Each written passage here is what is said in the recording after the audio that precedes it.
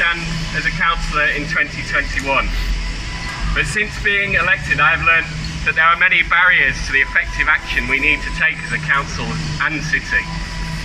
These include the devastating austerity imposed on local government, as well as the UK's climate-wrecking policies, which seem unlikely to change following any general election.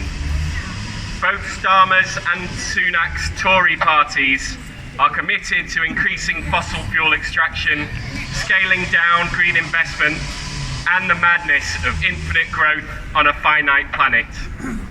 In Sheffield, we are also hampered by the selling off of our democracy under previous administrations in the form of the Amy and Veolia contracts.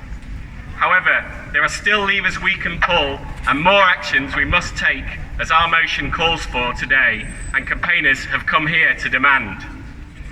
One area we must focus on is transport, which accounts for as much as 26% of our emissions. We must make public transport a viable option. This means prioritising public transport over private cars. Yes. As the President of Colombia, Gustavo Petro, said, "A developed country isn't a place where the poor have cars. It's where the rich use public transport." Yes. In Sheffield, nearly a third of households don't have access to a car. Without effective public transport, they are shut out of society. Climate action is a social justice issue. It is our most deprived communities that suffer from a city that caters only for cars, who experience the worst air pollution, and who also suffer because of leaky homes but sky-high fuel bills, who are at the most at risk from the worst impacts of flooding. We need to take any and all actions to move us towards net zero, restore biodiversity, and create an economy that prioritises health, well-being, and need over consumption, growth, and greed. In every decision, we should promote public amenity over private luxury for a sustainable future for all. And finally, I just want to mention Palestine. Genocidal acts in both Gaza and the West Bank have been taking place, which seek to harm the Palestinian people as a group, as defined under the Genocide Convention. But it's also important to highlight the impact on the environment. They are making Gaza uninhabitable. They are causing irreparable damage to both the local environment and globally through the sheer volume of bombs and the emissions they cause that are dropped on one of the most heavily populated areas on Earth. Thank you. I hope you will stay for both the motion, the public questions and the members' questions. Thank you. I'm Andrew Sangar. I'm one of the Liberal Democrat councillors. Really important demonstration today, really important that you keep pressing the council to improve, because as you say, if the target's 50% and we've achieved 3%, that's not good enough, and clearly all councillors, whether that's Green, Lib Dem, Labour, whatever, need to hear that message. So really important.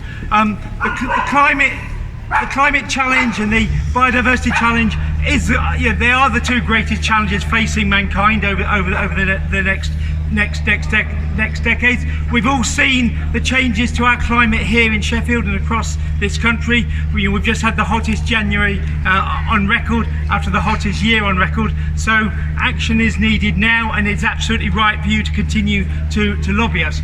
But as the last two speakers have said, we as a council cannot achieve everything, and we need the government to play its part, and we need other actors across the world to play their part. So as far as this government's concerned, we've seen backtracking from this Conservative government. We've got a Conservative government that thinks it can have a culture war where the climate emergency and the biodiversity emergency don't exist. We need to continue to oppose this Conservative government, make sure that any future government is committed to change, committed to a carbon-free economy. And the first challenge for all of us, particularly those of us not in the Labour Party, is to reinstate the £28 billion of green investment in Labour's budget plan. So whichever party we're in, we need to continue that lobbying. because just as it was right for Joe Biden to have a green investment, it will be right for a future Labour government or a future Labour minority government to bring in that green investment. So thank you again for coming today. It's really important you keep pressure up on all councillors of all parties. We'll do our bit. We'll do it in a different way to the Greens.